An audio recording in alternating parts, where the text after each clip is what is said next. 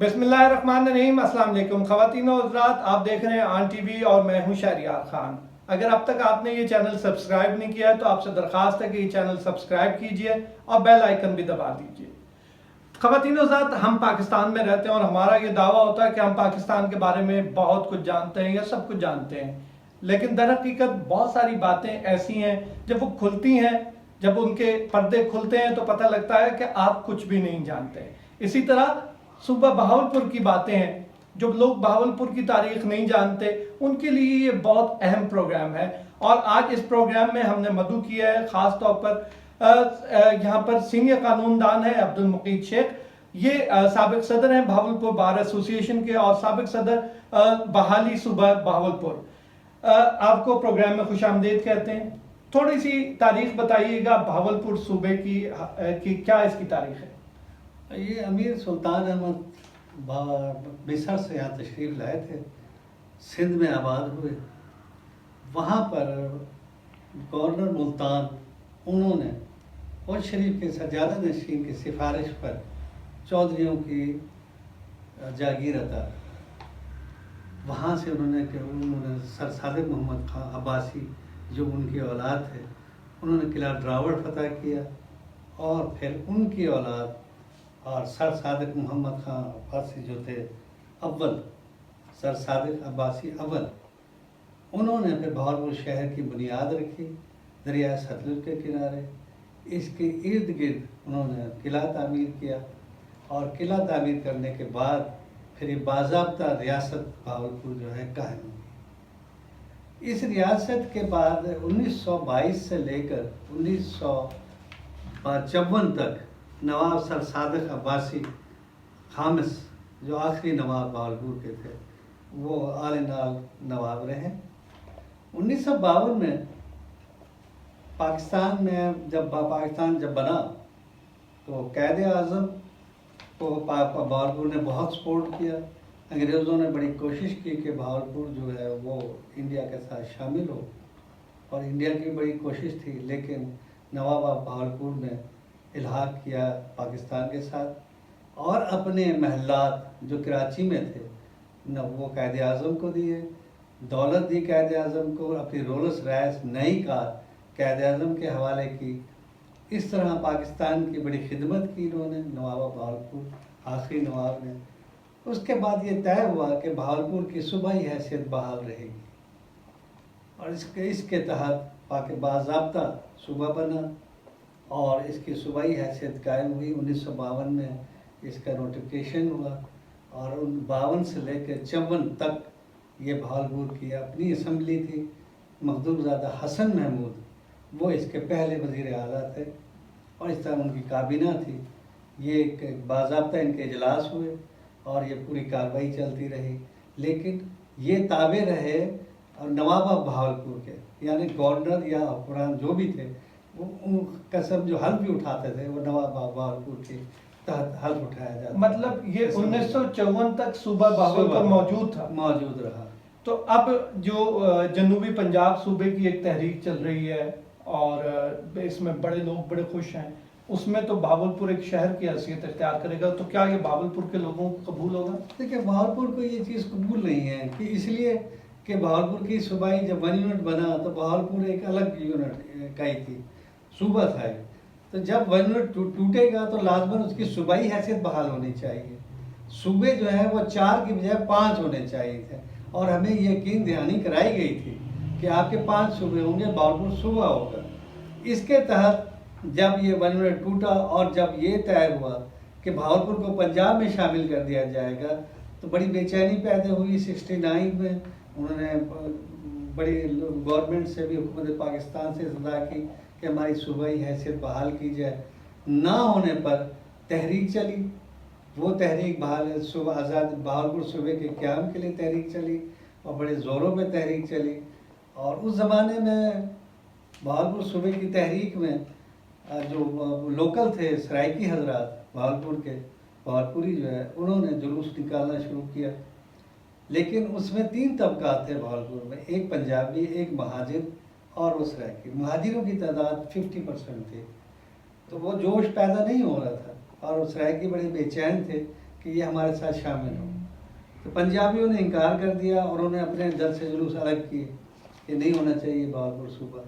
اس کے بعد جو ہے یہ بہاولپور جب یہ حالات دیکھے تو بہاولپور میں مہاجروں نے پھر اپنی ایک تنظیم بنائی. اس کے بعد اس تنظیم کے تحت بعض اس کا یہی نام تھا صوبہ صوبہ بحالی صوبہ بہاولپور.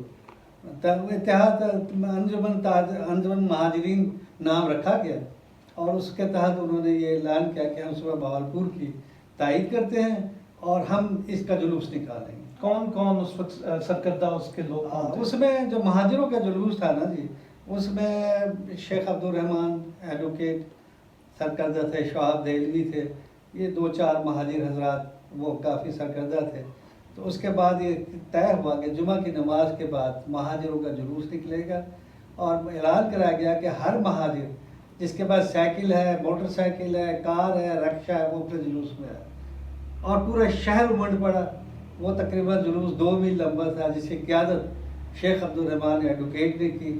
اور فرید گیٹ وہاں بہاولپور میں مقام ہے جہاں ہمیشہ جلسے جلوس ہوتے ہیں. اختتام ہوا، وہاں تقاریر ہوئی.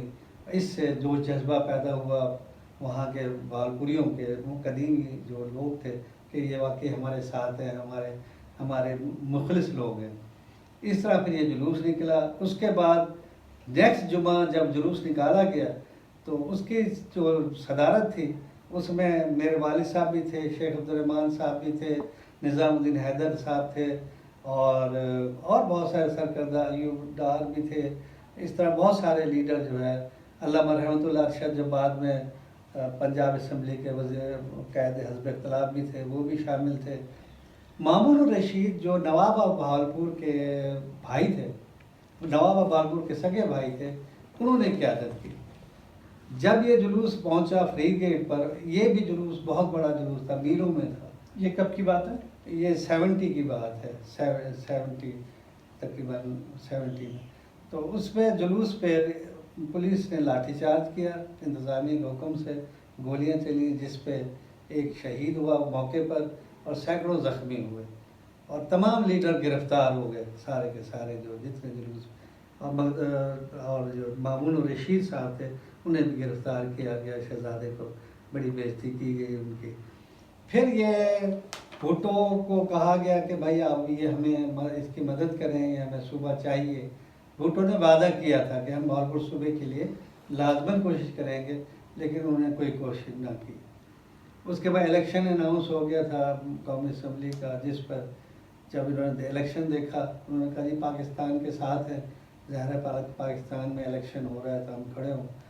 تو پھر اسی متحدہ محاذ بہاولپور متحدہ محاذ نے اپنے لیڈر اپنے کھڑے کیے امیدوار، جس میں بہاولپور کی سیٹیں تھیں قومی اسمبلی کی 8، جس میں سے 5 انہوں نے جیتی، 3 پیپلز پارٹی نے جیتی.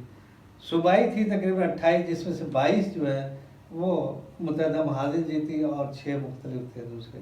یعنی متحدہ محاذ نے پورے صوبے بہاولپور ڈویژن میں فتح حاصل کی. انہوں نے جا کے پھر قرارداد بھٹو کو پیش کی اور بعد میں انتظام سب، لیکن کوئی سنوائی نہ ہوئی ان کی. یہ احساس محرومی بہاولپور میں تھی. تو اب کہنا یہ ہے کہ جنوبی پنجاب جو بنائے جا رہے ہیں وہ جنوبی پنجاب سے ہمارا تعلق نہیں ہے. بے شک بنائے، جنوبی پنجاب ان کا اپنا الگ بنا لیں، ملتان ڈویژن، ڈیرہ غازی خان جس کو ملانا چاہے ملا کے بنا لیں. بہاولپور جو ہے اس کی اپنی حیثیت ہے، 300 سال سے حکومت تھی اور اسی شرط پہ ہم شامل ہوئے کہ ہماری حیثیت صوبے کی رہے گی. اس وقت کے معاہدے بھی تھے. تو اس لیے اب ہم جو چاہتے ہیں جنوبی پنجاب میں، پہلے ہم پنجاب میں مدغم رہے، اب ہم پھر ملتان اور دوسرے علاقے میں مدغم. ہماری آج تک کوئی پذیرائی ہوئی نہیں ہے، کوئی کامیابی نہیں ہوئی، کوئی تعمیری کام نہیں ہوا وہاں پر. جب اتنی سیٹیں جیتی تھیں متحدہ محاذ نے تو آپ نہیں سمجھتے کہ ان کے پاس یہ ایک طرح سے عوامی ریفرینڈم تھا کہ لوگ یہی چاہتے ہیں کہ صوبہ بہاولپور؟ وہ ہوا یہ بات، اسمبلی میں تقاریر بھی ہوئی، قراردادیں پیش ہوئی، لیکن ان کو خرید لیا گیا، پھر تقریباً آدھے زیادہ بکتے چلے گئے، جس کی وجہ سے تحریک دب گئی. لیکن گاہے بگاہے یہ تحریک کسی نہ کسی صورت میں چلتی رہی، اب تک تاحال چلتی چلی آ رہی ہے. اور جب یہ جنوبی پنجاب کا کیا تو شد و مت سے وہاں پر کافی اس پہ اشتعال پیدا ہوا، لوگوں میں تقاریر ہوئی، جلسے جلوس بھی چھوٹے موٹے نکلتے رہے پورے ڈویژن میں، لیکن چونکہ وہاں قیادت کے فقدان ہیں اس لیے جو ہے بہاولپور صوبہ جو ہے وہ بن نہیں سکا۔ اس وقت کوئی ایسا لیڈر موجود ہے وہاں پر بہاولپور میں جو اس کی تحریک کی قیادت کر رہا ہو اور جو اب اس وقت بہت اثر رکھتا ہو؟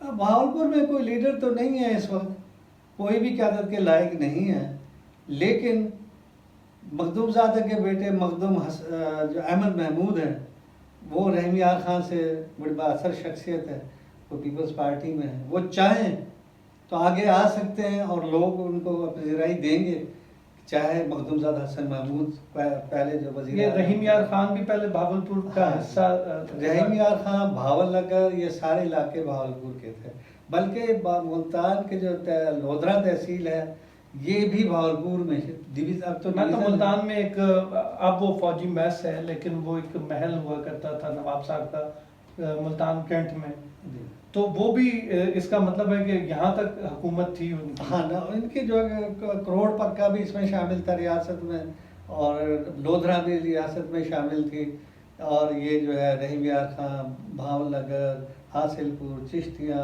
خان پور، سمر سٹا، احمد پور، یہ تمام ڈیرہ نواب صاحب ان کا نام، احمد پور کا نام ڈیرہ نواب صاحب ہے کیونکہ ان کے محلات وہیں پر زیادہ ہیں تو رہتے بھی وہیں زیادہ ہیں، تو یہ سارے علاقے بہاولپور ڈویژن میں شامل ہیں اور بہت بڑی ریاست تھی، ہندوستان کی دوسری بڑی اس وقت اگر ووٹ کرائے جائیں وہاں پر جنوبی پنجاب یا صوبہ بہاولپور، تو آپ کیا سمجھتے ہیں بہاولپور سے کس طرح کے عوام ووٹ دے گی؟ بہاولپور صوبے کے لیے عوام ووٹ دے گی، جنوبی پنجاب کے لیے نہیں دے گی۔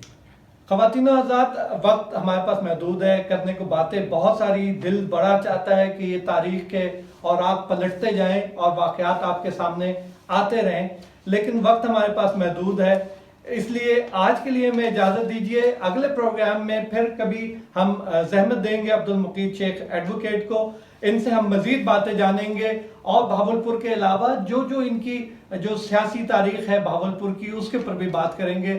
تب تک کے لیے اجازت دیجیے، اللہ نگہبان۔